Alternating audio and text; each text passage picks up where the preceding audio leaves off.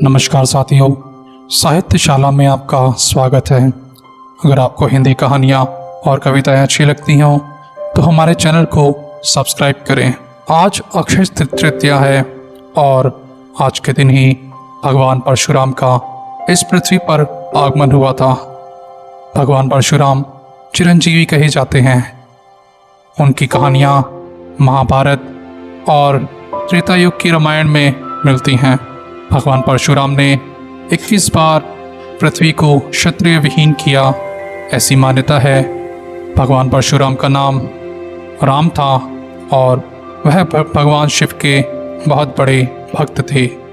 भगवान शिव ने प्रसन्न होकर उन्हें अपना परशु दिया, तब से उनका नाम परशुराम पड़ गया। तो चलिए सुनते हैं आज भगवान परशुराम की कथा। परशुराम जी का उल्लेख रामायण, महाभारत, भागवत पुराण और कल्की पुराण इत्यादि आदि ग्रंथों में मिलता है। वे अहंकारी और धृष्ट यह वंश के क्षत्रियों को पृथ्वी से 21 बार संहार करने के लिए प्रसिद्ध हैं। वे धरती पर वैदिक संस्कृति का प्रचार प्रसार करना चाहते थे।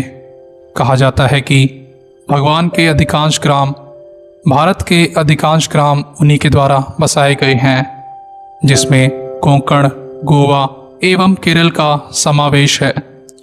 पौराणिक कथाओं के अनुसार भगवान परशुराम ने तीर चलाकर गुजरात से लेकर केरला तक समुद्र को पीछे धकेलते हुए नई भूमि का निर्माण किया और इसी कारण कोंकण, गोवा और केरला में भगवान परशुराम वंदनीय हैं। वे भार्गव गोत्र की सबसे आज्ञाकारी संतानों में से एक थे, जो सदैव अपने गुरुजनों और माता पिता की आज्ञा का पालन करते थे। वे सदा बड़ों का सम्मान करते थे और कभी भी उनकी अवहेलना नहीं करते थे। उनका भाव इस जीव सृष्टि को इसके प्राकृतिक सौंदर्य सहित जीवंत बनाए रखना था। वे चाहते थे कि सारी सृष्टि पशु पक्षी, वृक्षों, फल फूल और समूची प्रकृति के लिए जीवंत रहे। उनका कहना था कि राजा का धर्म वैदिक जीवन का प्रसार करना है, न कि प्रजा से आज्ञा पालन करवाना। वे एक ब्राह्मण के रूप में जन्म अवश्य लिए थे, लेकिन कर्म से एक क्षत्रिय थे। उन्हें भार्गव के नाम से भी जाना जाता है। यह भी ज्ञात है कि परशुराम ने अधिकांश विद्याएं अपनी बाल्यावस्था में ही अपनी माता से शिक्षाओं में सीख ली थी। वे पशु पक्षियों तक की भाषा को समझते थे और उनसे बात कर सकते थे। यहाँ तक कि कई खूंखार वन वाले पशु भी उनके स्पर्श मात्र से ही मित्र बन जाते थे। उन्होंने सैन्य शिक्षा केवल ब्राह्मणों को ही दी, लेकिन कुछ अपवाद भी हैं, जैसे भीष्म और कर्ण। उनके जाने माने शिष्य थे भीष्म, द्रोण और कर्ण। कर्ण को यह ज्ञात नहीं था कि वह जन्म से क्षत्रिय है। वह सदैव ही स्वयं को शूद्र समझता रहा, लेकिन उसका सामर्थ्य छुपा ना रह सका। उन्होंने परशुराम को यह बात नहीं बताई थी कि वह शूद्र वर्ण के हैं और भगवान परशुराम से शिक्षा प्राप्त कर ली। किंतु जब परशुराम को इसका ज्ञान हुआ तो उन्होंने कर्ण को यह श्राप दिया कि उनकी सिखाई हुई सारी विद्या किसी काम नहीं आएगी जब उसको उसकी सर्वाधिक आवश्यकता होगी। इसलिए जब कुरुक्षेत्र के युद्ध में कर्ण और अर्जुन आमने सामने होते हैं, तब वह अर्जुन के द्वारा मार दिया जाता है, क्योंकि उस समय कर्ण को ब्रह्मास्त्र चलाने का ज्ञान ध्यान में ही नहीं रहा। प्राचीन काल में कन्नौज में गांधी नाम का एक राजा राज करता था। उनकी सत्यवती नाम की एक अत्यंत रूपवती कन्या थी। राजा गांधी ने सत्यवती का विवाह भृगुनंदन ऋषि के साथ किया। सत्यवती के विवाह के पश्चात वहां भृगु ऋषि ने आकर अपनी पुत्रवधू को आशीर्वाद दिया और उससे वर मांगने को हक कहा। इस पर सत्यवती ने सवसुर को प्रसन्न देखकर उनसे अपनी माता के लिए एक पुत्र की याचना की। सत्यवती की याचना पर भृगु ऋषि ने उसे 2 चरूप पात्र देते हुए कहा कि तुम और तुम्हारी माता ऋतु स्नान कर चुकी हैं, तब तुम्हारी माँ पुत्र की इच्छा लेकर पीपल का आलिंगन करना है और तुम उसी कामना को लेकर गूलर का आलिंगन करना है। फिर मेरे द्वारा दिए गए इन चरुओं को सावधानी के साथ साथ अलग अलग सेवन कर लेना। इधर जब सत्यवती की माँ ने देखा कि भृगु ने अपने पुत्रवधू को उत्तम स्नान होने का चरु दिया है, तो उसने अपने चरु को अपनी पुत्री के चरु के साथ बदल दिया। इस प्रकार सत्यवती ने अपनी माता वाले चरु का सेवन कर लिया। योग शक्ति से भृगु को इसका ज्ञान हो गया और वे अपनी पुत्रवधू के पास आकर बोले कि पुत्री, तुम्हारी माता ने तुम्हारे साथ छल करके तुम्हारे चरु का सेवन कर लिया है, इसलिए अब तुम्हारी संतान ब्राह्मण होते हुए भी क्षत्रिय जैसा आचरण करेगी और तुम्हारी माता की संतान क्षत्रिय होकर भी ब्राह्मण जैसा आचरण करेगी। इस पर सत्यवती ने भृगु से विनती की कि आप आशीर्वाद दे, मेरा पुत्र ब्राह्मण का ही आचरण करे, भले ही मेरा पौत्र क्षत्रिय जैसा आचरण करे। भृगु ने प्रसन्न होकर उनकी विनती स्वीकार कर ली। समय आने पर सत्यवती के गर्भ से जन्मादग्नि का जन्म हुआ। जमदाग्नि अत्यंत तेजस्वी थे। बड़े होने पर उनका विवाह प्रसेनजीत की कन्या रेणुका से हुआ। रेणुका से उनके 5 पुत्र हुए, जिनके नाम थे रुखवान, सुखेण, वशु, विश्वनस और परशुराम। श्रीमद् भागवत के दृष्टांत है कि गंधर्वराज चित्ररथ को अप्सराओं के साथ विहार करते हुए देख हवन हेतु गंगा तट पर जल लेने गई रेणुका आसक्त हो गई और कुछ देर तक वहीं रुक गई।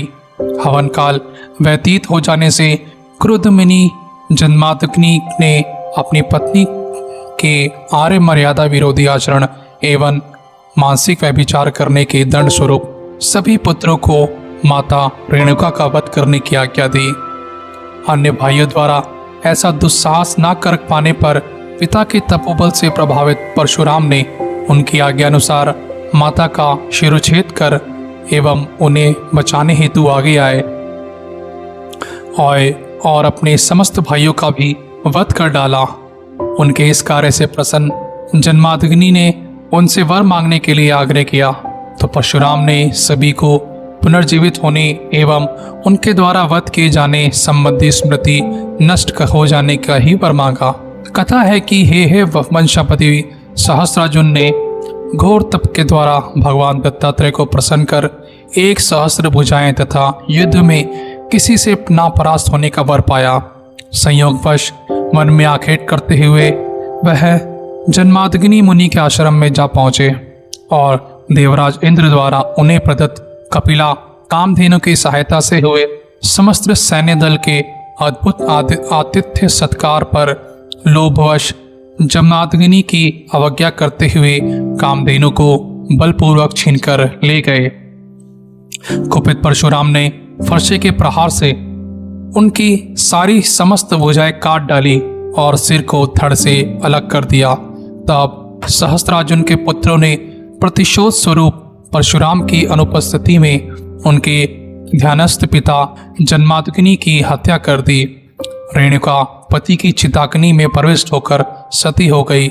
इस कांड से कुपित परशुराम ने पूरे वेग से माहेशमती नगर पर आक्रमण कर दिया और उस पर अपने अधिकार कर लिया। इसके बाद उन्होंने एक के बाद एक पूरे 21 बार इस पृथ्वी से क्षत्रियों का विनाश किया। यही नहीं, उन्होंने है वंशी क्षत्रियों के रुधिर से स्थलत पंचक क्षेत्र के 5 सरोवरों को भर दिया और पिता का श्राद्ध सहस्त्रार्जुन के पुत्रों के रक्त से किया। अंत में महर्षि ऋषिक्ष ने प्रकट होकर परशुराम को ऐसी घोर कृत्य करने से रोका। इसके पश्चात उन्होंने अश्वमेध महायज्ञ किया और सप्तद्वीप युक्त पृथ्वी महर्षि कश्यप को दान दे दी। केवल इतना ही नहीं, उन्होंने देवराज इंद्र के समक्ष अपने शस्त्र ताक दिए और सागर द्वारा उषित भूभाग महेंद्र पर्वत पर जाकर आश्रम बनाकर रहने लगे। अन्य कथाएं। ब्रह्मा वैरत पुराण में कथन मिलता है कि कैलाश स्थित भगवान शंकर के अंतपुरम में प्रवेश करते समय गणेश जी द्वारा रोके जाने पर परशुराम ने बलपूर्वक अंदर जाने की चेष्टा की। तब गणपति ने उन्हें स्तंभित कर अपनी सूंड में लपेटकर समस्त लोकों का भ्रमण कराते हुए गोलोक में भगवान श्री कृष्ण का दर्शन करा के भूतल पर पटक दिया। चेतनावस्था में आने पर कोपित परशुराम जी द्वारा किए गए फरसे के प्रहार से गणेश जी का एक दांत टूट गया, जिससे वे एक दंत कहलाए। रामायण काल। उन्होंने त्रेता युग में रामावतार के समय शिव जी का धनुष भंग होने पर आकाश मार्ग द्वारा मिथिलापुरी पहुंचकर प्रथम तो स्वयं को विश्व विदित क्षत्रिय कुलद्रोही बताते हुए बहुत भांति तीन आंख दिखाई और क्रोधांत हो सुनहु राम जहि शिव धनुष तोरा सहस्त्र बाहु समसो रिपु मोरा तक कह डाला। तत्पुरांत अपनी शक्ति का संशय मिटते ही वैष्णव धनुष श्री राम को सौंप दिया और क्षमा याचना करते हुए बोले, अनुचित बहुत कहु अवज्ञा क्षमहु क्षमा मंदिर दो भ्राता। तपस्या के निमित्त वन में लौट गए। रामचरित मानस की ये पंक्तियां साक्षी है। कह जग जय जय राहु रघुकुल केतु भृगपति गए व नहीं तप हेतु। वाल्मीकि रामायण में वर्णित कथा के अनुसार दशरथ नंदन श्री राम ने जन्माग्नि कुमार परशुराम का पूजन किया और परशुराम ने रामचंद्र की परिक्रमा कर आश्रम की ओर प्रस्थान किया। जाते जाते भी उन्होंने श्री राम से उनके भक्तों का सतत सानिध्य एवं चरण बंदों के प्रति श्रद्धण भक्ति की ही याचना की थी। महाभारत काल। भीष्म द्वारा स्वीकार न किए जाने पर अम्बा प्रतिशोधवश सहायता मांगने के लिए परशुराम के पास आई। तब सहायता का आश्वासन देते हुए उन्होंने भीष्म को युद्ध के लिए ललकारा।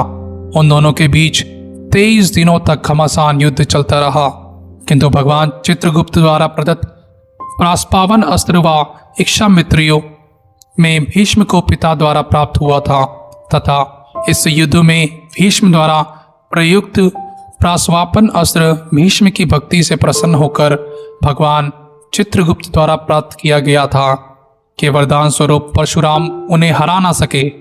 परशुराम अपने जीवन भर की कमाई ब्राह्मणों को दान कर रहे थे। तब द्रोणाचार्य उनके पास पहुंचे, किंतु दुर्भाग्यवश तब तक वह सब कुछ दान कर चुके थे।